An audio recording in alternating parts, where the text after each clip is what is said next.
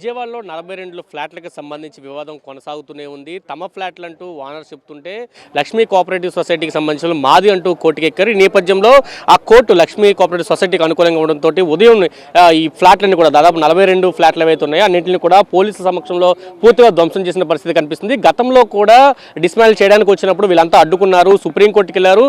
సుప్రీంకోర్టులో కూడా ఈరోజు విచారణ ఉన్న నేపథ్యంలో ఆర్డర్స్ ఉన్నాయని చెప్తున్నా కానీ కూల్చారంటూ కూడా వీళ్ళంతా బాధితులు ఆరోపిస్తున్న పరిస్థితి కనిపిస్తుంది. దానికి సంబంధించి మనతో పాటు బాధితులు ఉన్నారు. ఉదయం నుంచి కూడా ఎంతమంది వచ్చారు, అసలు ఏం జరిగిన అంశాలు కూడా వాళ్ళు అడిగి తెలుసుకుందాం. సరే, ఏ టైంకి ఇక్కడికి వచ్చారు? అంటే ఇప్పటికే మీరు కోర్టులో ఉన్న అంశం కదా, కోర్టులో ఉందని చెప్పినా కానీ కూల్చిన పరిస్థితి కదా, ఏం చెప్తారు దాన్ని? ఏమండి, ఈ స్థలాలు మేము 98లో కొనుక్కుంటే 2001లో మాకు రిజిస్ట్రేషన్ జరిగినాయండి. అప్పటి నుండి ఇన్ని సంవత్సరాలు చాలా చేతులు కూడా మారినాయి. అంతకుముందు ఏమీ లేదు. 2017లో ఒక నోటీస్ వచ్చింది, సార్ ఇది గొడవల్లో ఉందని. గొడవల్లో ఉంటే ముందే మాకు ఆ రిజిస్ట్రేషన్ ఆపేయాలి, లేదా ఇక్కడ నోటీస్ బోర్డు అన్నా పెట్టాలి. ఏమీ లేకుండా డైరెక్ట్గా నోటీస్ పంపారు. అది మనకి ఎవరికి తెలియదండి. చాలామంది ఆడపిల్లల గల్లోళ్ళు కట్నం కింద కూడా ఇస్తే ఇది గొడవల్లో ఉందని ఆడపిల్లల్ని ఇంటికి కూడా పంపించారండి. అయితే 2001లో రిజిస్ట్రేషన్ అయితే 2017లో నోటీస్ వచ్చిందండి. ఇన్ని సంవత్సరాలు ఏం చేస్తున్నారు? ఇన్ని సంవత్సరాలు తెలిసి కూడా ఇన్ని సంవత్సరాలు మన రిజిస్ట్రేషన్ ఆఫీసులో రిజిస్ట్రేషన్ కూడా జరుగుతున్నాయి. అప్పుడు ఎందుకు ఆపలేదండి? అప్పుడు ఆపాలి కదా, ఇంతమంది అన్యాయం అయిపోయేవాళ్ళు కాదు కదా. సరే, 2017లో నోటీస్ వచ్చింది. తర్వాత మాకు తెలియదు కేసు ఇప్పటికీ జరుగుతూనే ఉంది, సుప్రీంకోర్టులో జరుగుతుంది.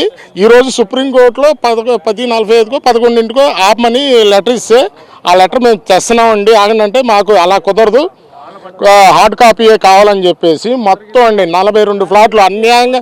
అందరూ మిడిల్ క్లాస్ అండి, ఒక్కళ్ళు కూడా కోటీసులు కానీ ఎవ్వరు లేరు. ఒకళ్ళు ఆర్టీసీ డ్రైవర్ అండి ఆయన. నేను ఎక్స్ సర్వీస్ మ్యాన్. మా నాన్న మిలిటరీ నుంచి రిటైర్డ్ అయిన డబ్బులతో అది కొన్నాడు. అదొక్కటే మాకున్నది. అది ఈ రోజుకి ఆ రేకుల షెడ్ మాది పడేసారి మేము రోడ్డు మీద పడ్డామండి. కానీ సుప్రీంకోర్టులో 11 ఇంచుమించుగా 11 ఏం చేయొద్దని చెప్పినా అమీనాలు వచ్చారు, లాయర్లు వచ్చారు. మేము మాట్లాడండి లాయరు, లేదా కాపీ తెస్తామంటే లేదు, ఇలా కుదరదు, మేము మాట్లాడాం, ఇవన్నీ కాదు, మాకు హార్డ్ కాపీయే కావాలి అని సుప్రీంకోర్టు తీర్పును కూడా ధిక్కరిస్తారండి. ఇది కేవలం వాళ్ళు మరి డబ్బు తీసుకొని అన్యాయం చేశారో ఏంటో కానీ మాకు తెలియదండి. దయచేసి మన ముఖ్యమంత్రి బాబు గారు కానీ, పవన్ కళ్యాణ్ గారు కానీ, లోకేష్ గారు కానీ ఎవరన్నా మా ఎందుకు దయతలిచి వచ్చి మాకు న్యాయం చేయగలరని కోరుతున్నానండి. సరే, అసలు అంశం ఏంటంటే ఇప్పటికే లక్ష్మీ కోఆపరేటివ్ సొసైటీ మాది అంటూ వాళ్ళు ఇప్పటికే 2-3 సార్లు ఇక్కడికి వచ్చిన పరిస్థితి. లాస్ట్ టైం కూడా కూలగొట్టే ప్రయత్నం చేస్తే అంతా కలిసి అడ్డుకున్నారు, అప్పుడు కూడా కొంత గ్యాప్ ఇచ్చిన పరిస్థితి. కానీ ఈ రోజు మళ్ళీ ఆ సేమ్ కూల్చివేతలు కొనసాగాయి. మాకు టైం ఇచ్చారు సార్, మాకు టైం ఇచ్చారు సార్. అప్పుడు టైం ఇచ్చారంటే ఫైట్ చేయడం కోసం టైం ఇచ్చారు. ఈరోజు మాకు వాయిదా ఉంది అక్కడ సుప్రీంకోర్టులో ఆఫ్టర్నూన్. కానీ ఈరోజు వాయిదా ఉందండి అని చెప్పి ఈ కాగితం వాళ్ళకి చూపించాం. మేము వాయిదా ఉండి ఆఫ్ చేయండి అని. వాళ్ళు ఏంటంటే మేము ఆఫ్ చేయము, మేము వచ్చేసాం కొట్టేస్తాం. ఎందుకంటే ఇవాళ మాకు supreme court in favour of us order వచ్చింది అన్న సంగతి వాళ్ళకి తెలిసి అది వచ్చేలోపు కొట్టేశారన్నమాట. అందరి 11 కల్లా కొట్టేశారు సార్. మా అన్ని 11కి మాకు వచ్చింది ఆర్డర్ వచ్చింది ఇన్ ఫేవర్ ఆఫ్ అస్ అని చెప్పని. ఇన్ ఫేవర్ ఆఫ్ అస్ వచ్చింది సార్ ఆర్డర్ అని చెప్తే వాళ్ళకి ఆర్డర్ కాపీ మాకు హార్డ్ కాపీ తీసుకురండి ఇక్కడికి, కోర్టుకి వెళ్ళి వస్తే అప్పుడు మేము తీసుకొస్తాం అని చెప్పన్నారు. ఏమంటే ఇది కంటెంప్ట్ ఆఫ్ కోర్ట్ అయిద్దండి అని చెప్పండి. కంటెంప్ట్ ఆఫ్ కోర్ట్ అయితే అయింది, వేసుకోండి, మేము ఈ రైలు ఏం చేసుకుంటారో చేసుకోండి, కంటెంప్ట్ ఆఫ్ కోర్ట్ వేసుకోండి అని చెప్పి అమీనాస్ అన్నారనమాట. ఏం చేసుకుంటారు చేసుకోండి అని చెప్పి అసలు రెక్లెస్గా చెప్పేశారు. వాళ్ళు అసలు ఏంటంటే అమీనాల్లాగా కనబడతలేదు, కోర్టు యొక్క ఆర్డర్స్ని ఒబే చేసే వాళ్ళ కనబడతలేదు. వాళ్ళు ఇష్టం వచ్చినట్టుగా అసలు ఊపులాటలోనూ మాటలు అన్నీ చేసేసి మమ్మల్ని అవతలకి నెట్టేసి ఇది మొత్తం కూల్చేసారు అన్నమాట. ఇప్పుడు ఏంటంటే మాకు ఇన్ ఫేవర్ ఆఫ్ అస్ వచ్చింది ఆర్డర్. ఇప్పుడు మరి హౌసెస్ అన్ని అమలు అయిపోయినాయి కదా, దీనికి మరి ఎవరు చేస్తారు సార్? ఇప్పుడు అనుకూలంగా వచ్చింది మాకు, మరి అనుకూలంగా వచ్చింది. మరి ఇప్పుడు ఏం చేస్తారు వీళ్ళు? టైం ఇచ్చారు మాకు, ఇంకా టైం ఇచ్చారు, మీరు దీనికి ఫైట్ చేసుకోండి అని చెప్పి ఇచ్చారు టైం మాకు. మరి ఇప్పుడు ఇంకేముంది మాకు? ఇక్కడ అంత కూల్చేసారుగా.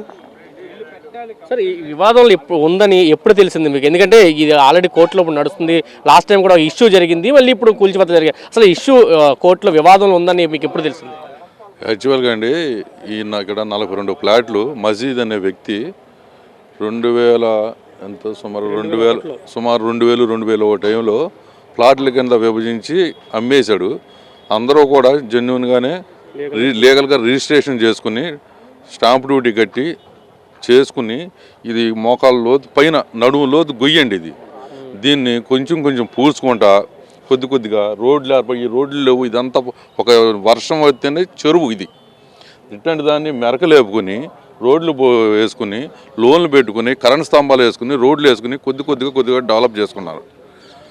సుమారుగా ఒక 15-17 సంవత్సరాల తర్వాత ఇది ఏదో కోర్టులో కేసు ఉందని ఎవరో సొసైటీ వాళ్ళు మాకు ఎప్పుడో మీరు కొనక ముందే మా కోర్టులో కేసు ఉందని ఎంటర్ అయ్యి కాగితాలు పంపించారండి. అవి కొంతమందికి అందిని, కొంతమంది అందలేదు. మరి యాక్చువల్గా యథార్థంగా ఇది కోర్టులో కేసు ఉంటే ఎవరైనా జనరల్గా అందరికీ తెలిసిన విషయమే, కోర్టులో కేసు ఉన్నప్పుడు ఇది కోర్టులో కేసు ఉంది, దీని మీద ట్రాన్సాక్షన్స్ జరపరాదు అని ఎక్కడోసారి ఎంట్రన్స్లో బోర్డు పెడితే కొనకుండా ఉంటారు. ఏ రకమైన మెసేజ్ అన్నా ఇది ఉండాలి, ఇండికేషన్ అనేది ఉండాలి కదండి. ఇప్పుడు జనరల్గా నల్ల బోర్డు వేసి ఇలా ట్రాన్స్ఫర్ అటువంటిది ఏం లేదు.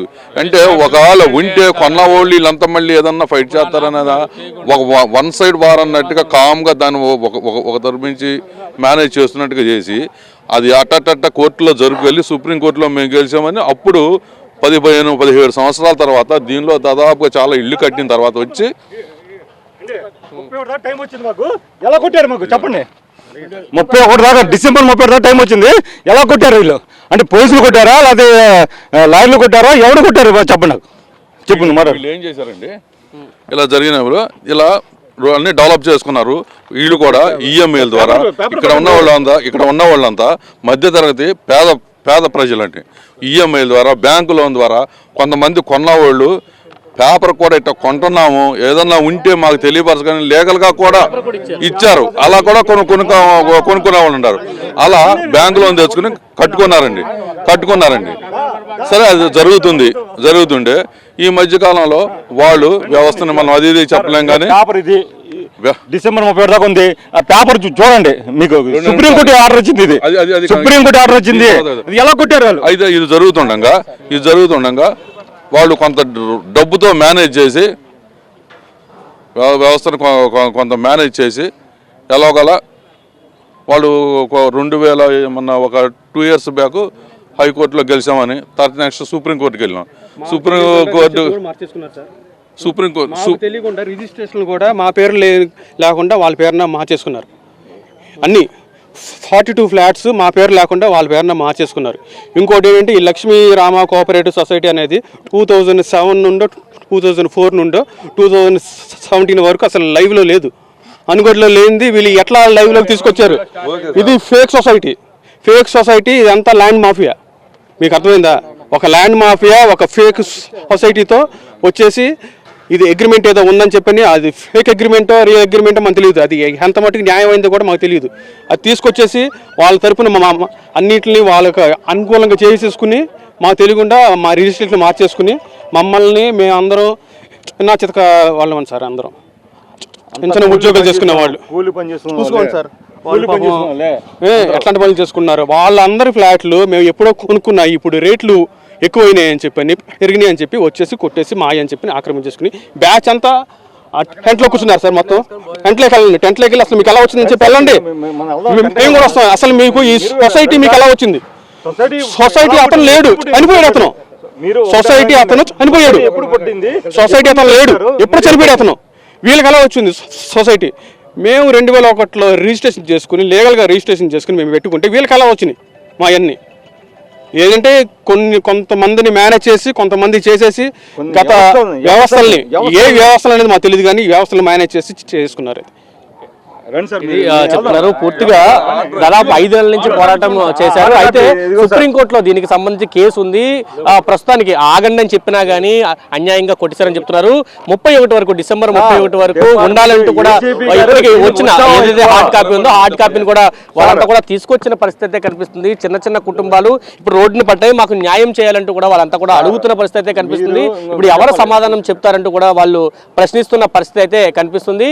గతంలో ఎక్కడైతే ఫ్లాట్లు ఉన్నారో ఆ టైంలో కూడా లీగల్ ఇష్యూస్ వచ్చినప్పుడు పేపర్లో నోటిఫికేషన్ ఇచ్చాము, దానికి కూడా ఎవరు రెస్పాండ్ కాలేదు. తర్వాత ఈ ల్యాండ్కి సంబంధించి వివాదంలో ఉన్నప్పుడు బయట ఒక బోర్డు పెట్టాలి, ఆ బోర్డు కూడా ఏ విధంగా పెట్టలేదని చెప్పి వీళ్ళంతా ప్రశ్నిస్తున్నారు. ఈ ప్రశ్నలన్నీ కూడా ప్రభుత్వం ఏం సమాధానం చెప్తలేదు, అధికారులు ఏం సమాధానం చెప్తారు. ఎందుకంటే కూలిపోయిన ఫ్లాట్లో యాజమాన్యంతా కూడా తీవ్ర ఒత్తిడిలో ఉన్నారు. ఎందుకంటే అప్పులు చేసి బ్యాంకు లోన్లు కట్టి వాళ్ళంతా కూడా ఈ ఫ్లాట్లు కట్టుకున్న పరిస్థితి కనిపిస్తుంది. అవన్నీ కూలిపోవడంతో వాళ్ళంతా అయితే దుఃఖసాగరంలో మునిగారనే చెప్పాలి. కెమెరా పర్సన్ వెంకటతో కలిసి సురేంద్ర, సాక్షి టీవీ, విజయవాడ నుంచి.